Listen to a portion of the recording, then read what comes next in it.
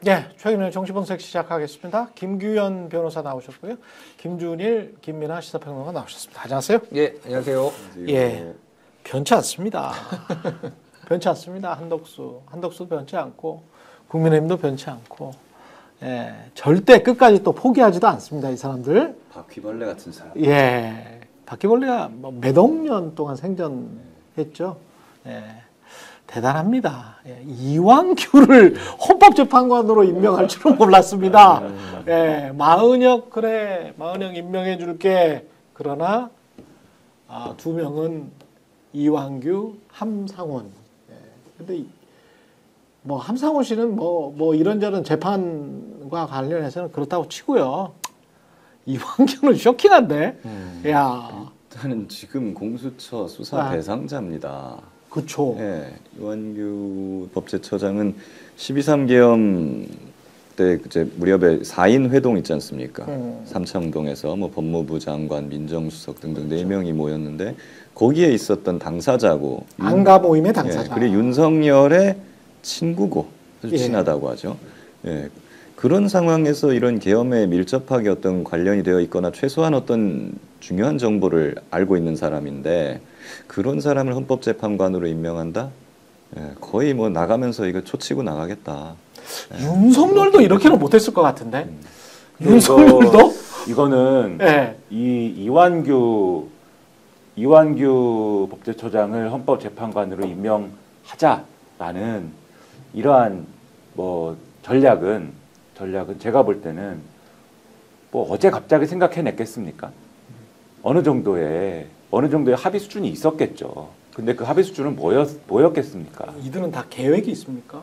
그러니까 원래 작동시키고 싶었던 이 전략은 4월 18일 이후까지 이 탄핵 심판을 미루고 계속 지연을 시키고 예. 그럼 4월 18일 이후에 이제 2명의 재판관들이 이제 퇴임을 하고 나면 그러면은 자 헌법재판소가 마비되지 않느냐. 그러니까 한덕수 권한대행이 권한을 행사할 수밖에 없다. 그리고 계속 마은혁 재판관을 임명하라고 노래를 불러대지 않았느냐. 그렇지. 그러니까 3명을 임명해 주겠다.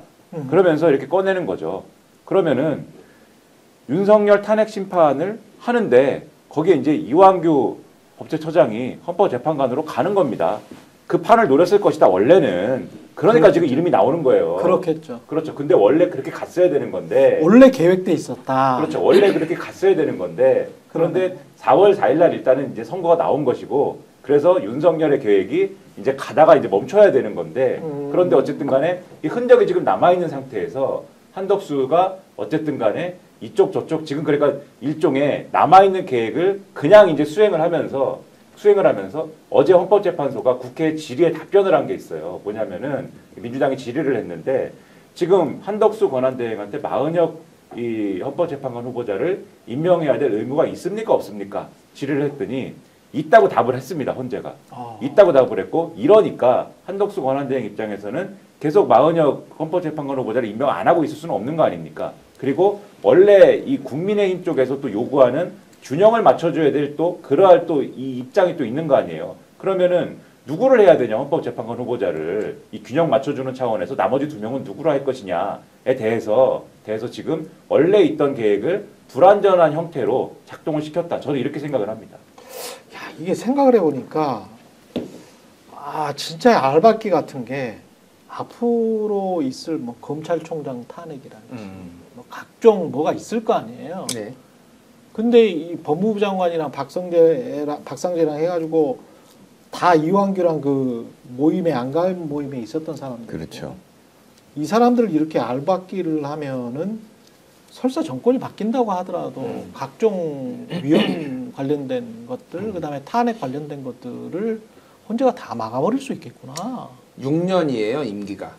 와. 예, 6년이기 때문에 대통령 몫으로 이제 임명할 거를 차기 정부가 해야 되는 거를 지금 임명을 한 거고, 죄송합니다.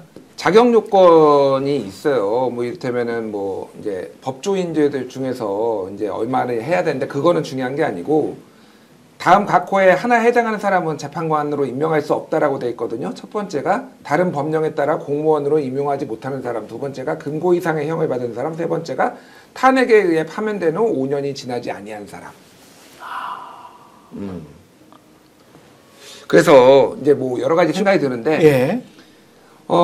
수사받고 있잖아요. 그렇죠. 수사받으면은 유죄가 나오면은 이게 그러니까 임명할 수 없다라고 했는데 그럼 그 자격이 유죄가 나오면 유지가 되느냐? 이거는 해석의 여지가 있지만 저는 안 된다고 봅니다. 당연히. 어떻게 헌법재판관이 범죄자가 앉을 수 있어요? 그렇죠. 최고의. 그러니까 이건 수사를 일단 빨리 제대로 해야 된다. 그 생각이 들고 탄핵에 의하여 파면된 지 5년이 지나지 않은 사람은 일단 탄핵을 해야 되나? 법제 처작을 지금? 이게 진짜 골 때리는 상황이에요, 진짜. 이게 그들이 얘기하는 거는 계속 체제 전쟁을 얘기를 해요. 윤석열 쪽에서 얘기하는 거는 우리는 체제 전쟁에서 승리해야 된다. 이게 지금 그 체제 전쟁의 어떤 윤석열 파면 이후에 처음 나타난 체제 전쟁의 어떤 시발점 같은 거라고 저는 봅니다. 그러니까 이게 지금 보통 일이 아니에요. 그러니까. 그런데요. 이게 지금 하나회는 군 조직이기 때문에 그렇죠. 일거에 척결이 가능했어요. 물론 그들이 뭐 쿠데타를 일으킨다 뭐 이런 위험이 와이에스 때 있었지만 쿠데타를 일으키면 하나회는 그대로 다 전멸이겠죠. 국민들에 의해서. 근데 이 윤석열의 검찰 세력은 무력은 없지만 이런 법꾸라지 같은 이런 걸 계속 획책한단 말이에요. 일종의 연성 쿠데타 같은 거죠. 이거를 계속 이런 식으로 획책하고 있고 앞으로 이런 게 또 나올지도 몰라요. 네, 그런 거에 대해서 철저하게 대비를 해야겠다라는 생각이 들고 제가 이거 어떻게 막아야 되지 하는 생각을 좀 오면서 해봤어요. 이완규 함사원에 대해서 일단은 헌법재판관도 수사를 받고 이제 금고 이상의 형이 확정이 되면 국회의원도 그렇듯이 자연히 직을 잃습니다. 근데 그거는 나중의 일이잖아요. 그렇죠. 나중의 일이고 유죄 확정되고 난 근데 여태까지 대법관이나 헌법재판관들이 법을 판단하는 재판관인데 이 사람들이 지금 수사를 받고 있는 그런 사람을 없었어. 지명하거나 임명 요청을 한 전례가 있었나? 그렇죠. 제가 기억하기로는 없는 것 같아요. 지금 공수처에 입건이 돼서 수사를 받고 있는 건 맞죠? 그렇죠. 지금 이완규는 같이 고소가 돼 있는 걸로 좀 네. 알고 있습니다. 그래서 이 사람은 확실히 수사를 받을 거고 기소 가능성도 대단히 높고 유죄 가능성도 상당히 있는 사람인데 이런 상태에서 헌법재판관으로 지명하고 청문 요청을 한다? 이해할 수가 없는 거고 이 부분에 대해서 확실히 다퉈볼 필요가 있습니다. 어떤 걸로 다투어야 되느냐? 일단은 가처분 생각해 볼 수 있어요. 가처분. 왜냐하면은 공정한 헌법재판관들에 의해서 재판을 받을 권리가 국민들은 있는 겁니다. 헌법재판소에서 재판받고 있는 헌법 소원 냈고 뭐 이런 수많은 사람들 있잖아요. 이런 사람들이. 가처분은 어디 있다? 법원에 따른 헌법재판소에. 헌법재판소에 있다. 그 이진숙 한 것처럼. 한 것처럼. 예. 그것처럼 그러니까 이진숙에 대해서 그 7명을 6명 심리 가능하다고 가처분 했듯이 헌재도 가처분이 되기 때문에 국회가 됐든 아니면 일반 국민이 됐든 간에 헌법재판 하고 있는 사람이 나 이완규나 이런 사람들한테 그 재판을 받으면 안 된다. 그렇지. 이거 인사청문 못하게 임명 못하게 가처분을 해갖고 받는 방법이 있을 수 있고 국회가 권한쟁의하는 방법도 있어요. 국회는 대통령 임명하라고 돼 있는데 대통령 권한 대행이 이거 임명이 가능한 거냐? 그렇죠. 본인도 안 된다고 하지 않았냐 얼마 전까지도. 그렇죠. 네. 그랬는데 지금 이렇게 버젓이 임명하는 거는 국회가 정당하게 대통령이 지명을 한 사람에 대해서 인사청문을 하고 여기에 대해서 인사청문 권한을 행사해야 되는데 이거 잘못된 거다. 권한쟁의 심판을 한번 청구해보는 거 하면서 가처분도 같이 하는 거. 네. 이런 거 생각해 볼 수 있고요. 다 안 되면 이런 극약 처방 같은 건데 이런 생각도 들어요. 개헌해서 대법관이랑 헌재를 리셋하는 겁니다. 그러면 또 개헌의 프레임에 들어가잖아요. 그건 이제 나중에 해야죠. 나중에. 근데 이제 그런 방법도 있죠. 이게 제가 뭐 법을 정확히 몰라가지고 더 자세히 찾아보긴 해야 될 텐데 이게 대통령이 지명하는 이제 대통령 몫의 헌법재판관들이기 때문에 뭐 따로 국회에서 뭐 이 선출하거나 하는 절차는 없습니다. 하지만 인사청문을 거쳐야 됩니다.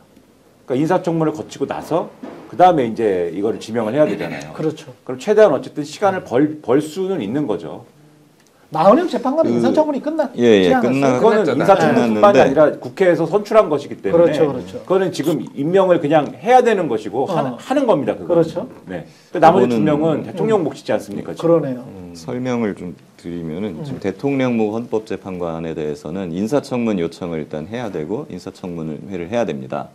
네.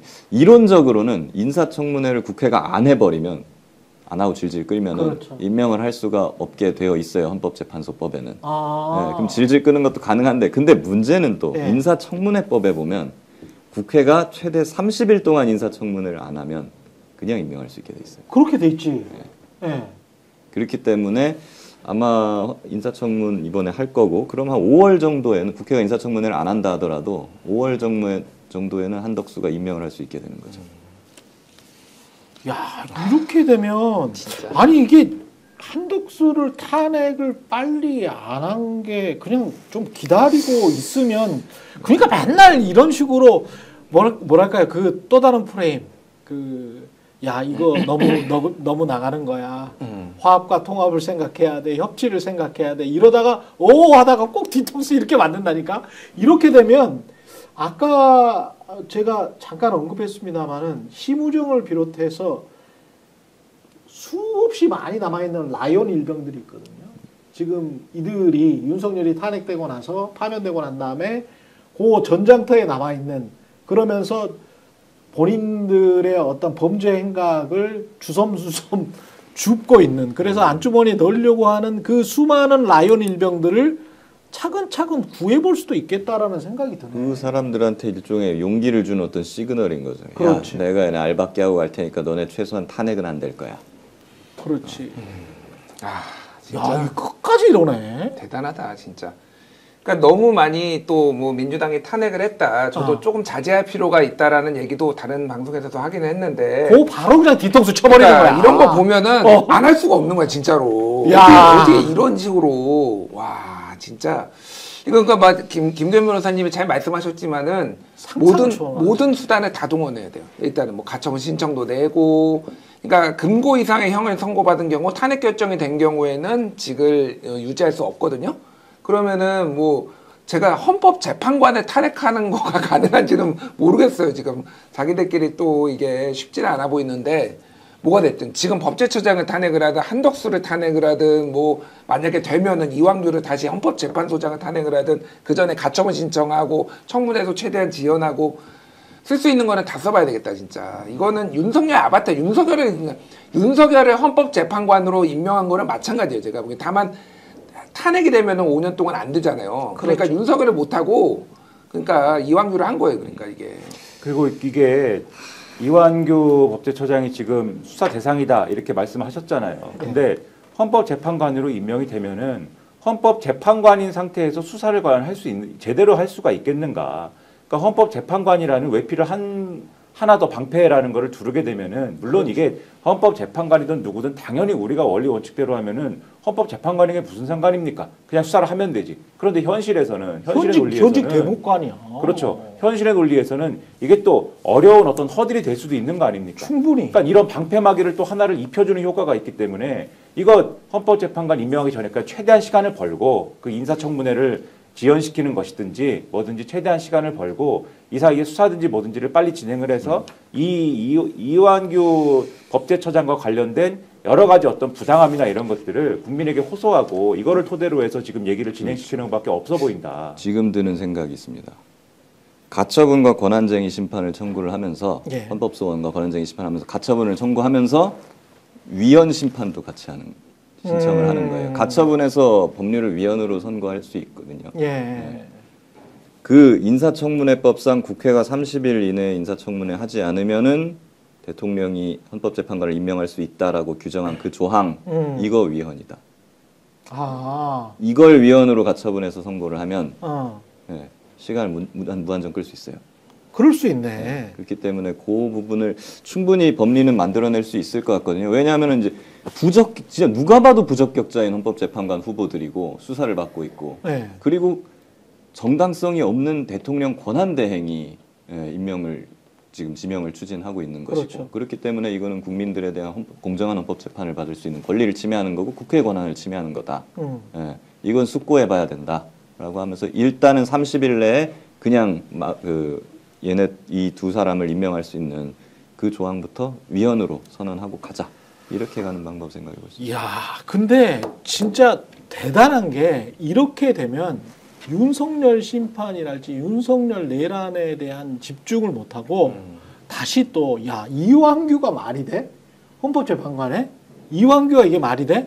그러니까 어제 그제는 계속 야 개헌을 지금 시기에 그게 왜 꼭 뭐 이런 이야기로 시간 지내고요. 그 다음에는 이완규가 이게 말이 돼? 이러면서 또 시간 지낸단 말이죠. 근데 네. 그건 이제 정치 공학적으로만 보면 네. 사실은 내란 얘기에 집중할 수 있게 된 거죠. 어떻게 보면은. 아, 왜냐면은 그 개헌 얘기가 나온 게 이런 맥락이었지 않습니까? 이제 윤석열은 탄핵이 됐다. 이제 다음 장으로 넘어가자. 제2의 윤석열이 나오는 걸 막아보자. 뭐 저는 지금 논의되는 개헌 얘기로 제2의 윤석열 나오는 걸 막는 것은 어렵다라는 얘기를 어제 했습니다만 웃기는 이야기 했습니다만 어쨌든 이 얘기가 나오게 된 맥락은 그거였는데 이완규 법제처장을 갖다가 헌법재판관으로 임명한다 이렇게 나와버리면 다시 그러면 얘기가 제가 볼 때는 앞에 장으로 돌아가요. 아직 윤석열이라고 하는 윤석열 세력은 뿌리 뽑히지 않았구나. 전혀 뿌리 뽑히지 그렇죠. 않았어요. 내란 종식은 되지 않았구나. 여전히 힘을 쓰고 있구나. 이완규를 헌법재판관에 굳이 넣으려고 하는 의도가 뭐겠느냐. 이런 것들을 다시 논할 수밖에 없는 거잖아요. 그러니까는 개헌 얘기나 이런 걸 할 때가 아니구나. 오히려 프레임이 이렇게 잡히는 거죠. 다시 생각을 해보게 됩니다. 뭐 개헌이라든가 뭐 새로운 대한민국을 만들자고 지금까지 막 해왔던 이런 것들이 얼마나 순진한 생각이었는지. 진짜 나이브해. 네. 우리는 진짜 나이브. 얼마나 순진하고 나이브했는지를 다시 되새기게 되네요. 이제. 네.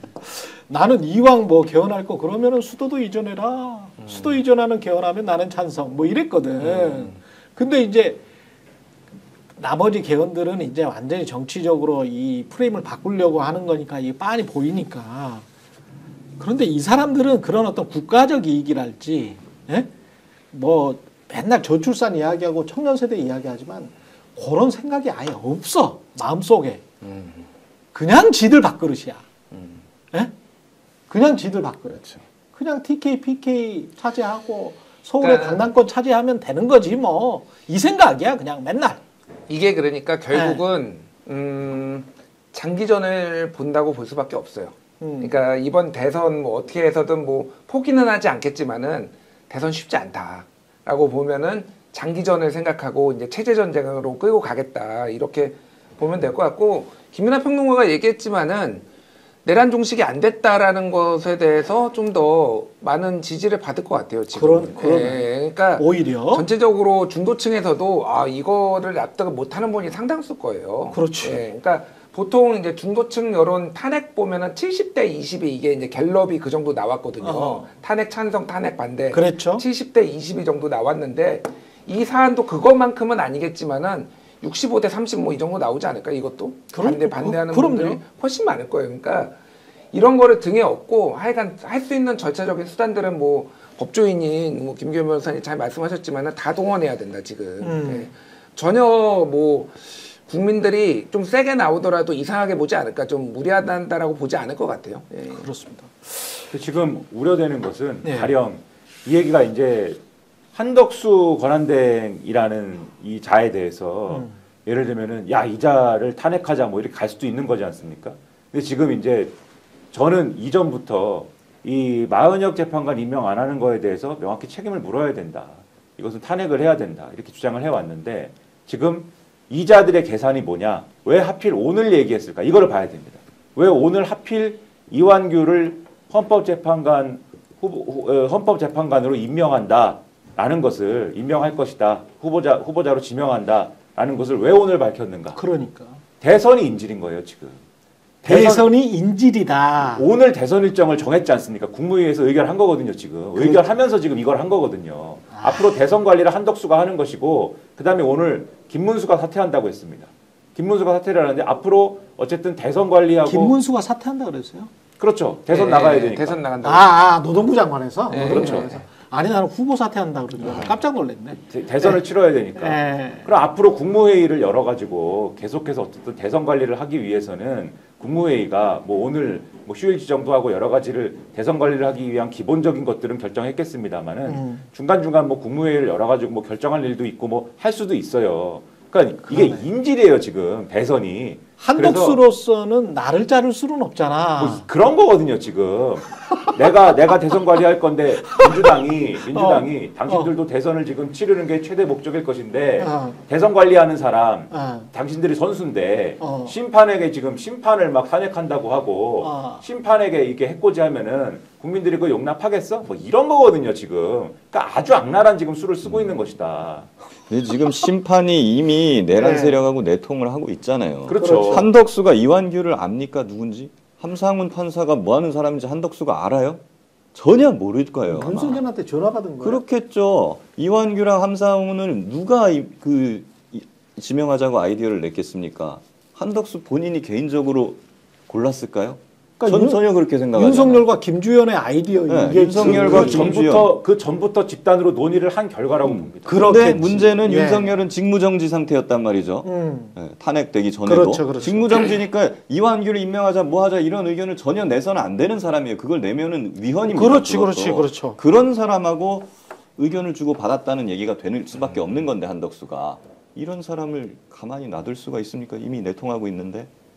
근데 이제 한덕수가 없다고 해서 대선 뭐이 잘 안 되고 그러는 것도 아니잖아. 한국이 워낙 행정 시스템이 좋은 나라이기 때문에. 시스템으로 가는 거죠. 네. 네, 시스템으로 가는 건데 지금 이제 뭐 국가 이제 권한대행 뭐 서열이 이제 한덕수 다음에 최상목인 건 우리가 다 알고 있고, 그렇죠. 그 다음에 이주호 부총리, 그렇죠. 그 다음에가 과기정통부장, 그렇죠. 정도 장관 유상임, 예. 그 다음에가 조태호 외교부 장관, 그 다음에 김영호 통일부 장관, 박성재 법무부 장관은 이제 곧 이제 탄핵 심판 그렇죠. 선고 난다고 하고, 그 다음에가 김용현인데 지금 구속돼 있고, 이상민 행안부 장관도 지금 사퇴했나요? 사퇴한 걸로 알고 있는데. 그랬었죠. 그러니까 그 다음에 이제 강정의 국가보훈부 장관 이런 식으로 가고 있어요. 제가 뭐 주탄핵을 꼭 해야 된다라고 주장을 하는 건 아니지만은.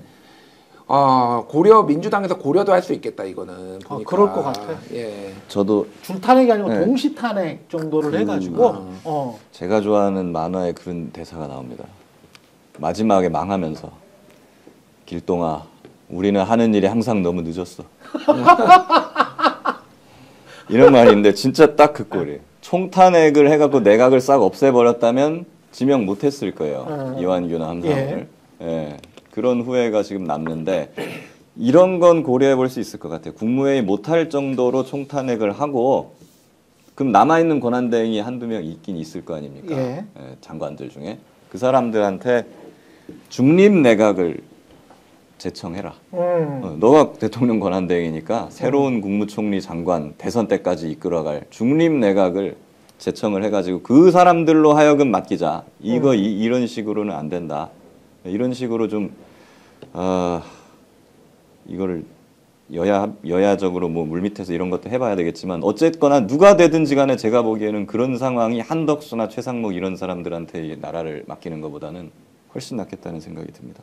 야, 이 빨리 진짜 정권 바뀌지 않으면 정말 큰일 나겠구만. 별짓을 다 하네. 앞으로 이런 게 몇 번 더 올 수도 있는 거예요 지금. 별짓을 다 해.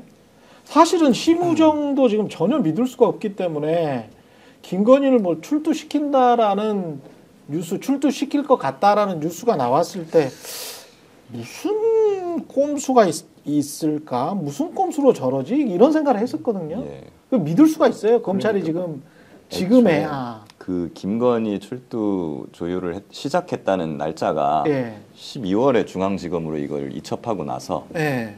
그 이후부터 쭉 해왔다고 기사를 보면 그런 식으로 되어 있습니다. 그렇죠. 그러면 지금 몇 달을 출두를 못한 거예요, 김건희가.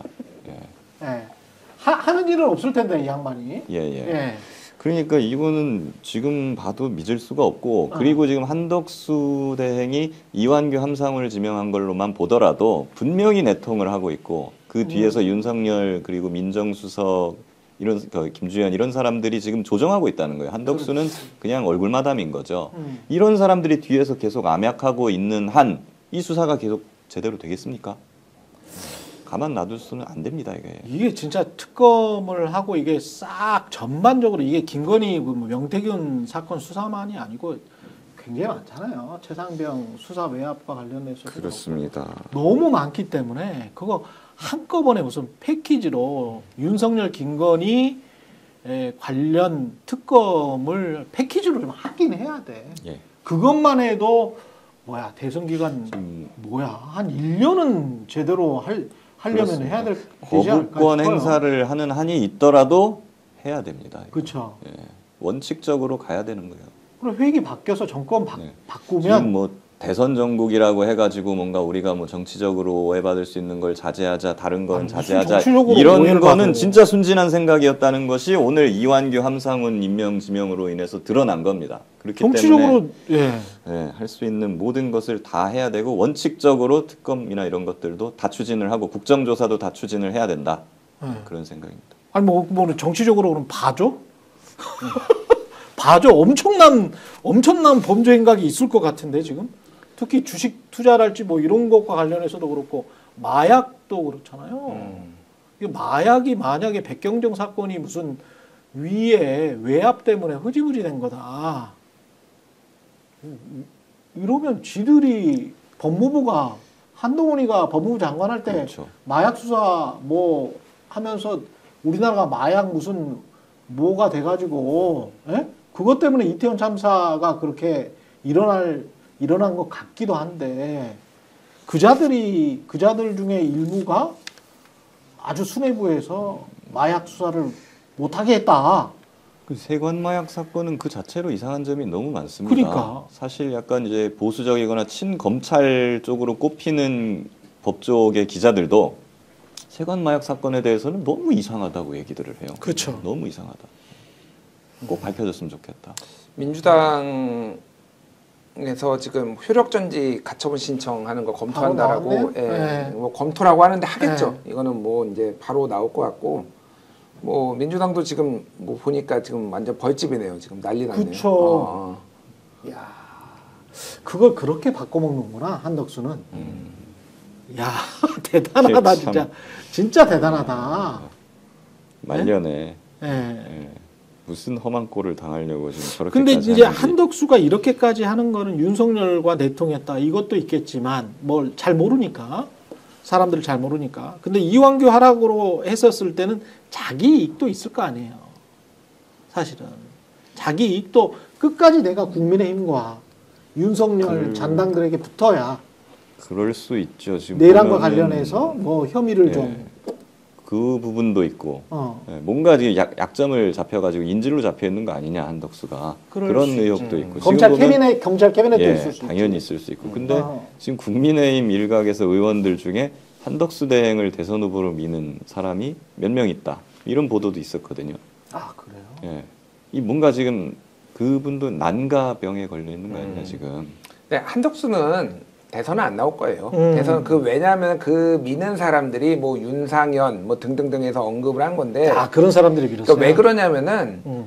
그 유력 좀 센 사람들 아직 팔팔한 사람들이 대선 후보로 나오면은 지더라도 당권을 접수할 가능성이 높거든요. 그 조직 자체 대선 후보를 해서 조직이 쫙 만들어질 거 아니에요. 그렇지. 그게 그대로 당권 이제 전당대회 하면은 그대로 가동이 되면은 누가 됐든 당권을 잡을 가능성이 다른 사람이 매우 낮아지는데 한덕수는 워낙 고령이기 때문에 사실 한덕수를 바지로 세우는 거예요. 그러니까 어차피 그렇구나. 지고 너 그럼 우리가 밀어줄 테니까 근데 당권을 접수할 능력도 안 되고 정치를 안 해봤잖아. 그러니까 우리가 그러면 당권을 할게라는 게 윤상현이나 이쪽의 생각이라서 한덕수는 나올 가능성은 저는 거의 없다라고 보고 다만 이제 이런 오다가 내려가면은 오더도 아닙니다.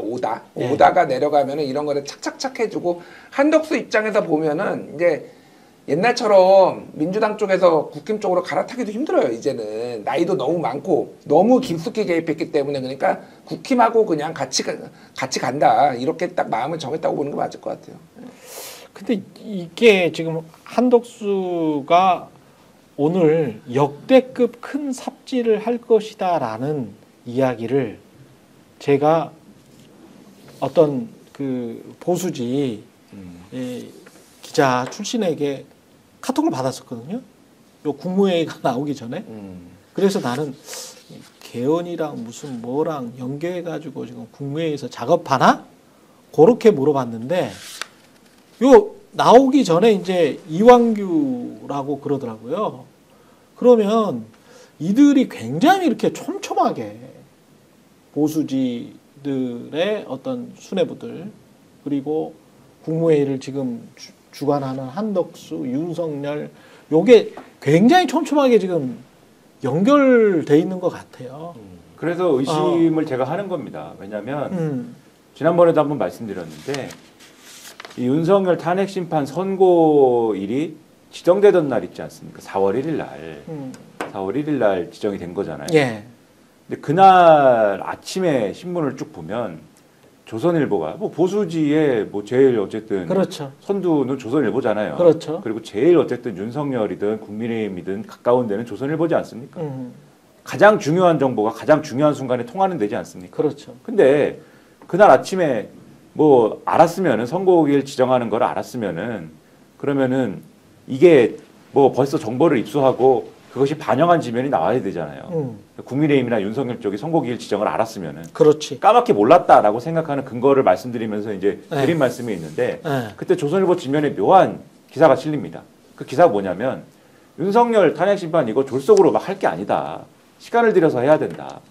정말 이 모두가 승복할 수 있는 내용으로 해야 된다. 그러면서 하는 말이 이게 이 마은혁 재판관 임명 가지고 뭐 얘기들이 많지만 이게 4월 18일 이후에 넘어가면은 이제 이게 헌법재판소에서 이 심리가 안 되니까 그래서 지금 급한 게 있으니 한덕수 권한대행이 2명을 임명해가지고 지금 이제 헌법재판관 2명이 후임을 임명해가지고 그래서 헌법재판소를 좀 돌아가게 만들어서 거기서 심리하면 된다는 주장도 있다. 그런데 그 주장대로만 하면은 좀 이상하니까 마은혁 재판관도 끼워가지고 3명을 임명을 해서 9인 체제 완전체로 만들어가지고 4월 18일 이후에 그 새롭게 만들어진 완전체 헌법재판소에서 충분히 숙성을 시켜가지고 거기서 결론을 내면은 그러면 승복 가능성이 높아지지 않겠느냐. 예. 이런 얘기가 나온다. 그런 기사를 거기 쓰는 거예요. 근데 저는 이런 기사가 맥락 없이 나오지 않는다 절대로. 무슨 어떤 논의와 공감대가 있었기 때문에 이 기사가 나온다라고 생각을 해서 이런 논의를 했구나 자기들끼리. 국민의힘, 그다음에 윤석열, 그다음에 이 지명하는 사람이 누굽니까? 한덕수. 이 틀에서 뭔가 논의가 있었구나라고 생각을 한 겁니다. 그런데 이 논의를 하는 전제는 뭐예요? 선고기일 지정이 된다는 걸 모르는 상태로 논의를 한 거죠. 그렇지. 근데 이 논의가 그때 있었기 때문에 그래서 오늘 이게 작동을 뒤늦게 했구나. 시한폭탄이 마련이 됐었는데 4월 1일 날 뇌관이 제거가 됐는데 뇌관이 제거된 시한폭탄이 굴러와가지고 여기서 어쨌든 터졌구나 지금. 그 생각을 그래서 한다는 거죠. 그때 이미 논의가 됐었구나. 그러니까 이게 헌재가 윤석열 탄핵 심판 선고하기 전에 여러 가지 가상의 시나리오가 나왔잖아요. 그게 4월 18일까지 임명이 안 되면 어떻게 될 것인가. 그러면 2가지 갈래를 제가 다른 방송에서도 얘기를 했는데 하나는 문영배 이미선이 퇴임하고 그리고 마은혁까지 그러니까 임명을 안 하면은 6인 체제로 가가지고 아예 데드락이 걸려서 아무것도 못하고 한덕수가 장기 집권할 수도 있다. 첫 번째. 2번째는 다 임명하는 거예요. 마은혁도 임명하고 한덕수가 권한대행이지만은 나는 임명하겠다. 그렇게 해가지고 아예 보수 쪽에서 우위를 만들어가지고 기각을 시키는 방법. 물론 이제 8대0이 나왔지만은 그런 시나리오까지 나왔거든요. 그러니까 이게 아예 그 불가능하기보다는 없던 얘기가 나온 건 아니다. 그러니까 그렇죠. 4월 18일 이전에 그러니까 이전이든 이후든 그러니까 그때 2명을 그냥 한덕수가 임명해 버리는 게 막 얘기를 막 머리를 많이 썼을 거예요. 그러니까 그쪽 진영에서. 그러니까 그런 수준의 얘기까지 했다면 사람에 대한 얘기도 했을 거 아닙니까? 제가 이제 의심하는 것은 그렇지. 그 시점에 그렇지. 그때 사람 얘기를 했다면 이완규 법제처장 얘기를 했겠죠 그때. 그러니까 의심한다는 거예요. 이완규를 헌법재판관으로 임명한다는 설은 사실 탄핵 선고 이후에도 있긴 있어왔거든요. 찌라시 같은 식으로. 예, 있어왔고. 그러니까 아마 이완규, 함상훈 2명의 이름은 꽤 오래 전부터 있었을 것이다. 예, 그런데 이게 갑자기 이제 탄핵이 인용되면서 이 둘이 이제 원래는 탄핵을 저지하기 위한 특임조에서 알박기조로 바뀐 거죠. 지금 한겨레에서 다시 한번 지적을 했습니다만, 저희 과거 기사인지 뭐 현재 기사인지는 모르겠습니다만은 이완규 처장이 삼청동 그때 안가회의, 예. 그 회동 뒤에 갑자기 또 휴대전화를 바꿨거든. 그렇죠. 근데 국회에서 이제 증거인멸 시도다라고 하니까 불편한 오해를 받기 싫었다. 휴대전화 바꾸니까 오해를 받는 거 아니야. 오해를 받기 싫으면 네. 휴대전화를 오히려 적극적으로 수사기관에 제출을 그렇지. 하고 아이폰 비번을 누구처럼 감추는 게 아니고 24자리로 하는 게 아니고 네. 그거를 아이폰 비번을 풀어주고 그렇게 해서 모든 거를 까줘야지 불편한 오해를 안 받는 것이지 얼른 휴대전화를 바꿔야겠다 계엄이 선포됐으니까 이런 불편한 오해를 말씀하신 대로 오히려 받지 바보입니까 지금. 저것도 있지. 그다음에 또 지금 또 다른 사실이 최상목 부총리가 정계선 조한창을 임명을 했잖아요. 임명을 2명을 하니까 국무회의 법제처장으로서 국무회의에 참석해가지고 강하게 반발했다. 국무위원도 아닌데. 그러니까. 자기가 왜 반발을 합니까? 법제처장이. 그리고 여기에 대해서. 야 이게 최상목 웃기다. 권한대행 때도 웃겨. 마은혁 임명하지 않아도 된다라고 자기가 자기 맘대로 법의 유권을 해석을 해가지고 최상목한테 얘기를 한 것도 이완규예요. 그러니까. 그래서 그러네. 또 그거를 버틸 어떤 근거를 스스로 마련한 건데 진짜 문제적 인물이다. 최소한 이완규 처장은 휴대폰을 바꿨어요. 그럼 공직자로서 최소한 적절치 않은 처신입니다. 예, 그리고 한덕수 권한대행이 헌재판관 임명할 때 반발을 하고 또 헌법재판소에서는 당연히 마은혁 후보자 임명을 해야 된다. 안 하면 위헌이다라고 선고도 했는데 그거에 반하는 해석을 멋대로 해석해가지고 혼란을 일으켰으니 최소한 헌법재판관감은 아닌 거죠. 야. 절대 해서는 안 되는 사람인 거죠. 기존 헌법재판소 재판관들이 지금 오늘 이 사태를 어떻게 바라보고 있겠습니까? 야, 뭐죠? 지난번에 무슨 독립기념관장 말고 무슨 굉장히 높은 자리에 극우 유튜버 하나 올라갔었잖아요. 공무원 인재개발. 네, 공무원 인재개발. 네. 그거하고 거의 똑같네. 어떻게 보면은 네. 진짜 헌법재판소에 완전히 반하는 인물을 헌법재판관으로 임명한 건데 그렇죠. 그 옛날에 누구였죠? 그 무슨 유엔을 없애야 된다고 미국에서 유엔을 없애야 된다고 말했던 사람이 유엔 대사로 임명을 했잖아요. 그렇지. 네. 그럼 그 꼴이에요. 그러네. 방통위원장이 이진숙 임명한 거하고 비슷한 그런 식이구나. 계속 이런 식으로 가는 거구나. 막가파로. 야, 엄청나네. 그렇게 하면서 또 본인들은 아니 이 사람은 방은 또 안 빼? 윤석열은? 방은 왜 안 빼? 지금 무단 점거 중입니다. 그리고 일부 기사에서 금요일쯤에 뺄 것 같다. 이번 주 금요일입니다. 근데 한번 여쭤볼게요. 나 되게 궁금했거든. 이거 방 뺄 때 있잖아요. 본인들이 윤석열 씨하고 김건희 씨가 포장이사를 직접 하지는 않을 거 아니에요. 그렇겠죠. 그럼 포장이사 업체를 부를 때 개인 돈으로 내야죠. 이때부터는 자연인이 이미 됐으니까. 공식적으로 자연인이니까. 네. 경호만 해주는 거죠. 자기들이 다 해야 되지 않겠습니까? 근데 이제 그 부분 검토가 좀 필요하긴 한데 그런 거는 있을 수 있어요. 이제 전직 대통령들이 뺄 때 이제 임기 만료 후에 뺄 때 어떻게 뺐는가. 애우 이런 게 있습니까? 그런 것들 한번 살펴봐야 될 필요도 있을 것 같은데. 근데 지금은 이사비를 누가 내고 안 내고 이게 중요한 게 아니라 어쨌든 이사비 한 푼이 일단 빨리 빼라고요 지금. 빨리 빼야지. 빨리 빼는데 당장 나가야지 뭐 하는 거예요 이게 지금. 아니 기사를 어제 보는데 어제 아침 신문을 보는데 윤석열 측근이 그랬다는 거예요. 수요일 날은 나가지 않을까? 그러니까 그 아크로비스타 공사를 하는데 수요일 날은 끝날 것 같아. 그래가지고 아침에 신문을 볼 때는 수요일 날 나가나? 그렇게 생각을 했거든요. 오후가 됐어요. 오후가 됐는데 기사가 또 나왔는데 주말엔 나가지 않을까? 그러는 거예요 또. 그러니까는 그 반나절 사이, 그 사실은 전날 취재가 된 거겠죠. 그러니까 하루 사이에 수요일 날 나가지 않을까 이래놓고서는 주말에는 나가지 않을까? 라면서 이것저것 또 이유를 붙입니다. 그 원래 전에도 했던 얘기. 그 개도 많이 키우고 경호도 해야 되고 그게 소초동 아파트에 살 수가 있겠어? 이런 얘기가. 그러면은 이제 그전에는 그럼 어떻게 살았어? 그전에는 그렇죠. 이제 내일 되면은 내일 되면은 다음 주에는 가지 않을까? 그리고 내일 모레 되면은 다음 달에는 가지 않을까? 이럴 거 아닙니까? 그러니까 빨리 제가 볼 때는 지기현 판사의 결단을 내려가지고 안전한 곳으로 모셔야 된다. 네. 거듭 말씀드립니다. 세상에서 가장 안전한 곳으로 가는 것이 좋다. 사실상 이완규 지금 함상훈을 지금 오늘 지명한 것도 사실상 이거 사저정치나 마찬가지거든요. 관저정치, 사저정치. 한덕수가 개인적으로 그냥 했을 리가 없어요. 분명히 윤회 의중이 반영된 겁니다. 이거. 대통령도 아닌 사람이 지금 권한대행의 어떤 헌법재판관 임명권 여기에 관여한 거거든요, 지금. 이거 국정농단 아닙니까? 이게 좀 제가 확인을 좀 하기가 어려운데 헌법재판관 자격 요건 중에서 이게 있어요. 아까 이제 탄핵 얘기하고 제가 다 했잖아요. 정당법 제22조에 따른 정당의 당원 또는 당원의 신분을 상실할 날로부터 3년이 경과되지 아니한 사람. 네, 윤석열 대선 캠프에서 뛰었거든요. 캠프에 들어간 거는 맞는데 그때 당원이었는지 아니었는지는 제가 모르겠어요. 그러니까 이게 만약에 확인이 되면은 3년이 안 지나 지금 3년이 안 됐잖아요. 윤석열 정부 지금. 그렇지. 예. 그러면 당원이었으면 이건 아예 자격 요건이 안 된다. 제가 그거는 좀 아마 민주당에서 확인할 것 같은데 보니까.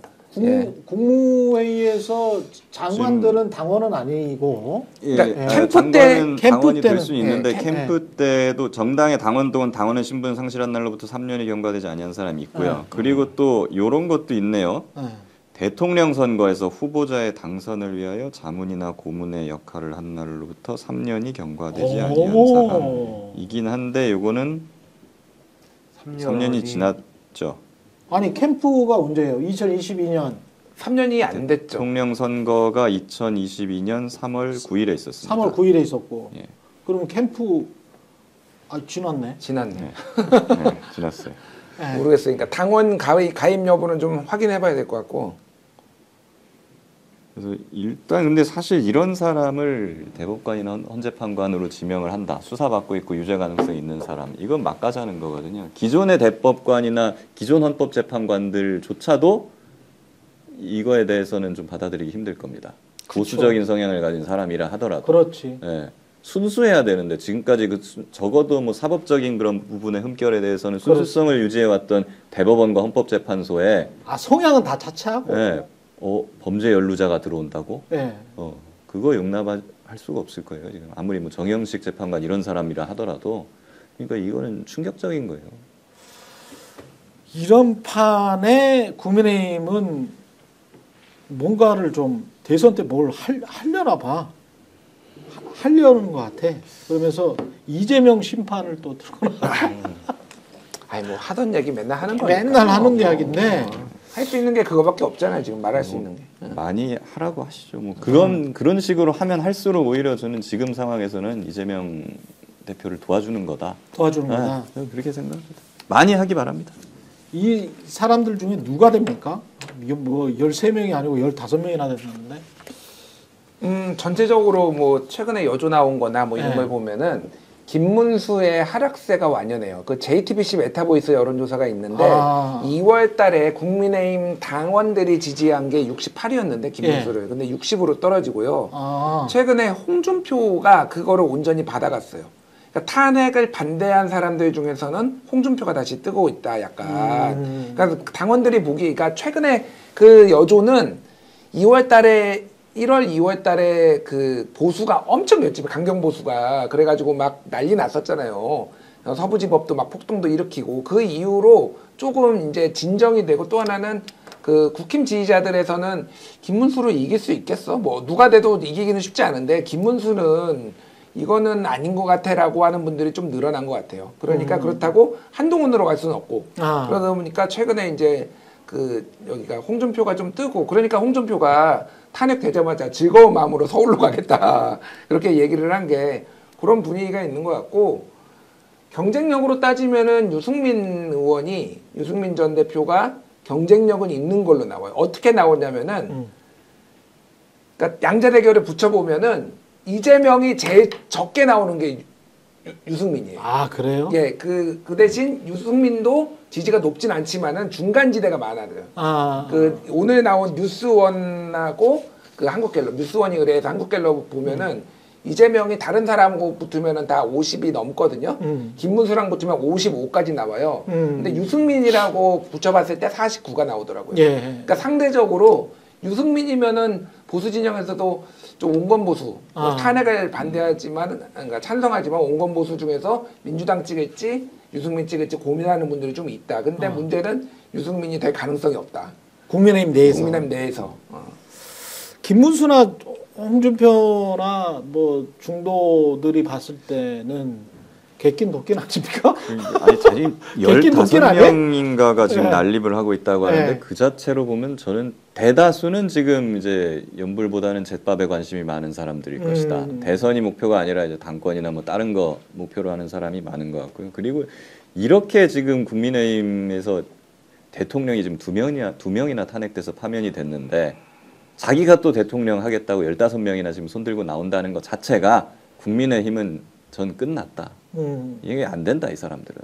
네. 최소한 거기에서 이렇게 국민한테 죄를 지었으니 당이 우리 당은 최소한 대선 후보를 내지 말아야 된다. 참여해야 된다. 반성해야 된다. 이런 목소리가 지금 1도 분출되지 못하고 있거든요. 없어요? 네. 거의 없어요? 뭐 김웅 전 의원 정도나 그런 말을 예. 했는데.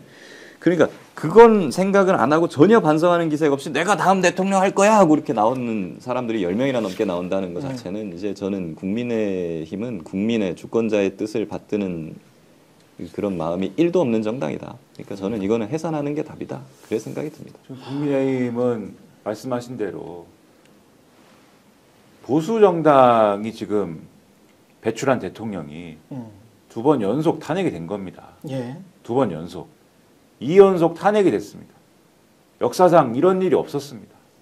어떤 대통령이 2번 연속 탄핵이 됩니까? 예.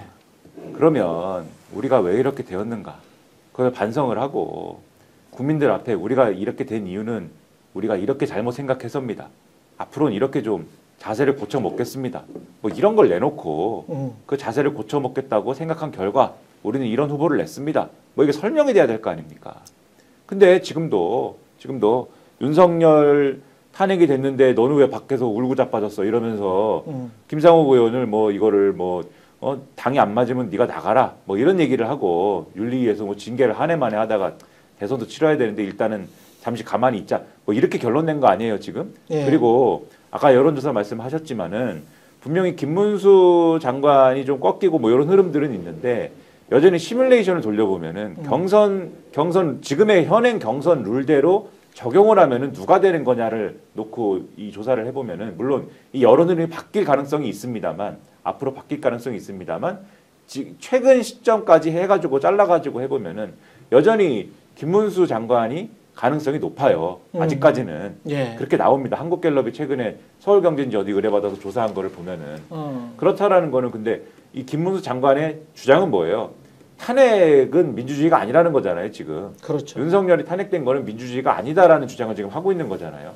이런 반성을 근데 지금의 경선 룰은 뭐냐면 국민의힘 당원 50%, 그다음에 여론조사에서 민주당 제외하고 나머지 따진 게 50% 이렇게 계산하는 거지 않습니까? 즉 범국민의힘 지지층, 범보수층은 여전히 물론 지지 후보 없음이 상당수를 차지합니다만은 어쨌든 여전히 탄핵에 대해서 지금 탄핵당한 거에 대해서 반성하지 않는 지지층이 그 대선 후보 경선에 영향력을 행사하는 사람들 중에서는 상당수다라는 게 어쨌든 간에 아직까지는 유지되고 있는 흐름이에요. 그러면 이 당이 무슨 미래가 있고 무슨 자격으로 또 대선에 후보를 내가지고 국민의 신뢰를 회복하겠다고 얘기를 할 수 있겠는가. 그런 판단의 대상이 되는 것이어서 당분간 제가 볼 때는 미래가 없다 이렇게 생각이 됩니다. 민주당은 뭐 가장 지금 강력한 후보가 이재명 대표이기 때문에 이재명 대표 같은 경우 이제 9일 날 출범한다. 성장과 통합, 싱크탱크 이름이 이제 성장과 통합입니다. 이게 이제 9일 날 출범한다고 중앙일보가 단독으로 냈는데 경선 캠프 조직도 중앙일보가 뭐 취재한 바로는 윤호중 선거대책위원장, 강훈식 총괄본부장, 윤우덕 정책본부장, 김병기 조직본부장, 김영진 정무총괄. 이름 자체가 성장과 통합입니다. 이름 자체가 성장과 통합이라는 거는 기존에 본인이 이재명 후보가 주장했던 중도 보수로 거기에서 다 먹겠다. 국민의힘에 힘들어하는 사람들을 그렇죠. 다 이쪽으로 통합시키겠다. 그런 이야기인데 지금 이 성장과 통합이라고 아예 그냥 못을 박아버렸기 때문에 제가 보기에는 완전히 우양우인데 이거는. 그리고 안에 내용도 보세요. 윤호중, 강훈식, 김병기 뭐 이거는 명확하게 중도 우파의 색깔이거든요. 민주당 내에서도. 뭐 그렇기 때문에 지금 이것만 봐서는 그리고 뭐 지금 중앙일보 보니까 유종일 교수 나오네요. 유종일 등 100여 명 이러는 거 보니까 네. 이게 뭐 어떻게 보면 경제 성장이라든가 그렇지. 뭐 그쪽으로 과학 기술이라든가 막 이런 부분에 대해서 확실하게 뒷받침을 할 만한 학자들이 지금 모인 싱크탱크인데 제가 지금 여기서 또 눈에 띄는 것은 국방 전문가 뭐 김진아 한국외대 교수 이런 분도 계시고 장병탁 서울대 인공지능연구원장 예, 이분이 우리나라 AI계에서는 거의 최고 그래요. 공에 계신 분이거든요. 예. 그렇기 때문에 확실하게 이거 지금 성장에 방점을 두고 그러네. 예, 경제에 드라이브를 걸겠다 이런 걸로 보입니다. 그러니까 이름이 이제 성장과 통합이니까 보통 이제 이런 건 중도지향에 이제 이런 캠페인 할 때 많이 쓰는 용어고 그다음에 말씀하신 이제 의원들 보면은 뭐 윤호중 전 의원 윤호중 의원 그렇다고 치고 오라 하죠. 네. 강훈식 의원 강훈식 뭐 소위 말하는 비명계랑 소통이 잘 된다 이런 강점을 갖고 있는 오라 의원이라고 하죠. 평가를 예. 받고 있는 거 아닙니까? 예. 그다음에 이제 뭐 말씀하신 유정일 교수의 경우에는 물론 경제 전문가로 예전부터 이제 유명했던 분인데 소위 말하는 어떤 대안적인 경제 체제를 주장하는 분은 아니에요. 이분은 예, 정통 그런 분은 경제학자예요. 아니고. 그렇죠. 예. 다만 그럼에도 예를 들면은 이 자유지상주의자 뭐 이런 스타일도 아니고 그렇습니다. 그러니까는 소위 말하는 국민의힘 성향의 예. 낙수 효과 주장하고 그런 분은 또 아닌데 그렇습니다. 그런 분은 아니고 예. 과거의 민주당 예를 들면은 뭐 그 국민의 정부라든가 참여정부라든가 이런 쪽에 가까운 이제 내수경제를 활성화하고 뭐 이런 쪽으로 이제 많이 주장하셨던 그런 분이기 때문에 그렇습니다. 민주당이 중도적 스탠스를 취했을 때 사실 가장 이제 얘기하기 좋은 그런 정도의 스탠스의 이제 경제학자인 거죠. 그런 점을 그렇습니다. 봤을 때 예. 계속 어쨌든 이 2010년 이후에 민주당이 뭔가 이제 진보적 색채로 이제 많이 틀어온 그 역사가 있는 거 아닙니까? 부산급식 열풍 이후에 그리고 기본소득도 얘기하고 근데 그런 거와는 다르게 2010년 이전에 이제 어떤 민주당의 색채나 이런 걸로 한번 승부를 걸어보겠다 이런 이제 의지가 좀 보이는 그러한 인적 구성과 이런 네이밍이다라고 평가할 수가 있는 거죠. 트럼프 1기, 트럼프 2기 이렇게 구분을 하는데 이재명 대선 후보가 나왔을 때를 1기라고 친다면 그 1기와 지금 2기는 이재명 2기는 제가 보기에는 완전히 다른데 외양은 완전히 다릅니다. 지금.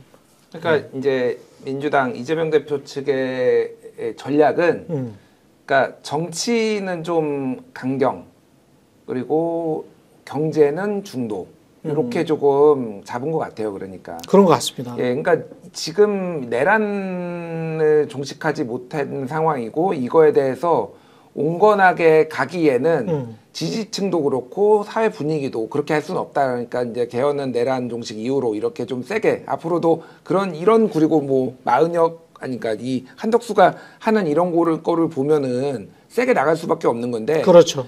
이제 이 대선이라는 거는 꼭 정치 고관여층만 있는 건 아니거든요. 그러니까 이 부분에 있어서는 그 최근에 여론조사 보면은 갤럽이었나 제가 좀 헷갈리는데 예. 성장과 분배의 비율을 물어보니까 어느 게 중요하냐고 물어보니까 70대 한 17 정도 돼요. 성장의 방점. 성장이 70이죠? 예, 성장이 70. 그래. 이제 많이 기울었어요. 그게. 그래. 예. 그런 거를 이제 어떤 여론 흐름을 좀 반영했다라고 보는 게 맞죠. 주권자들이 그렇게 생각하면 방법이 없어. 그리고 최근에 그 이재명 대표가 아니 자꾸 말하는 게 그거잖아요.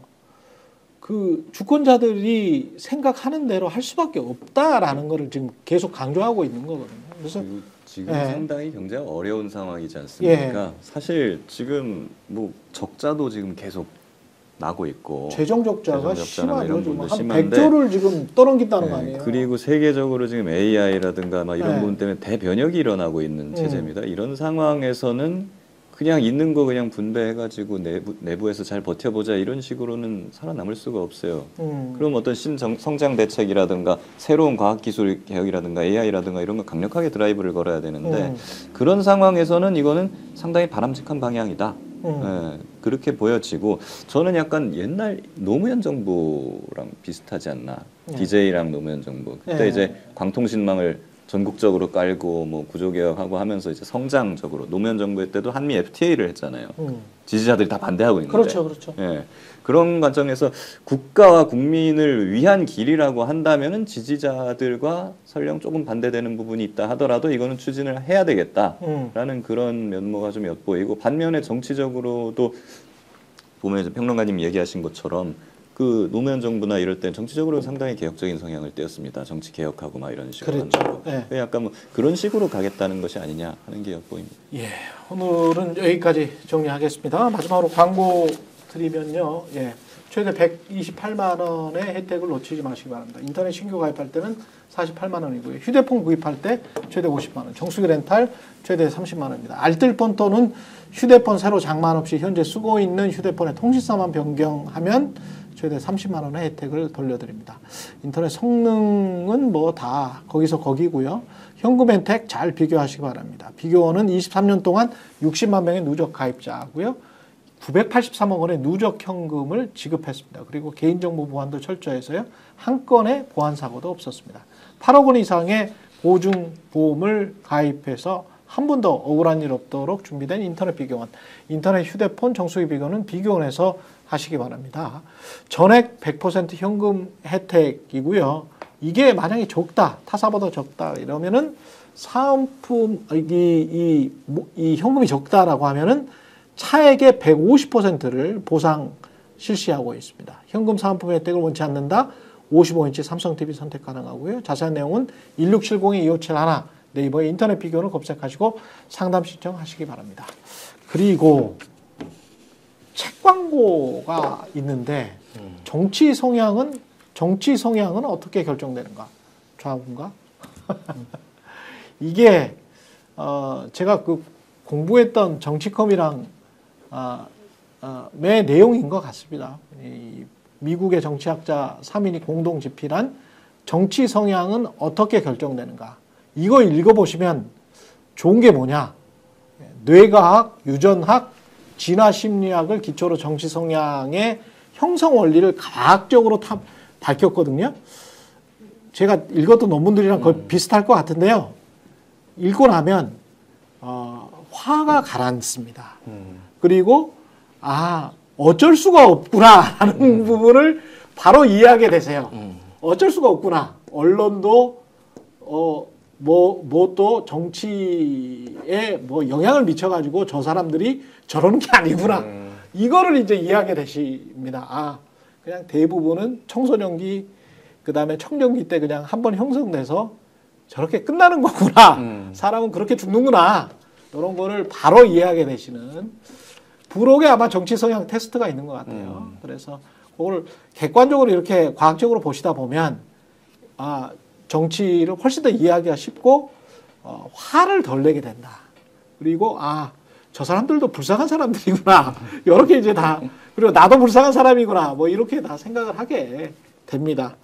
예, 그 교회나 절을 가실 필요 없이 이렇게 과학적으로도 마음의 안정을 찾으실 수 있다. 뭐 끝났지만 짧게 말씀드리면 제가 저 책은 안 읽어봤는데 네. 한번 비슷한 공부를 했기 때문에. 네, 저도 이제 뭐 공부를 했던 사람으로서 예를 들면은 미국에서 쌍둥이 연구 이런 게 있어요. 그렇지. 쌍둥이 연구를 보면은 이 사람들이 전혀 떨어져 살았는데 정치성에 전혀 다른 환경에서 예를 들면 입양돼 가지고 전혀 다른 데 살았는데 비슷한 사람하고 결혼하고 그렇지. 비슷한 정치 성향을 가지고 그렇지. 이게 그래서 기본적으로 뇌과학 연구 쪽에 굉장히 맞닿아 있거든요. 그렇습니다. 날 때부터 어느 정도 정치적 성향을 타고난다. 예. 공포를 어느 정도 느끼느냐 안 느끼느냐. 그렇지. 보수가 공포를 잘 느껴요. 그렇지. 그러다 보니까 굉장히 보수적으로 되는 게 예. 이런 게 있고 진보가 상대적으로 공포에 대담한 게 있다. 뭐 이런 내용이에요 아마. 그렇습니다. 예. 예.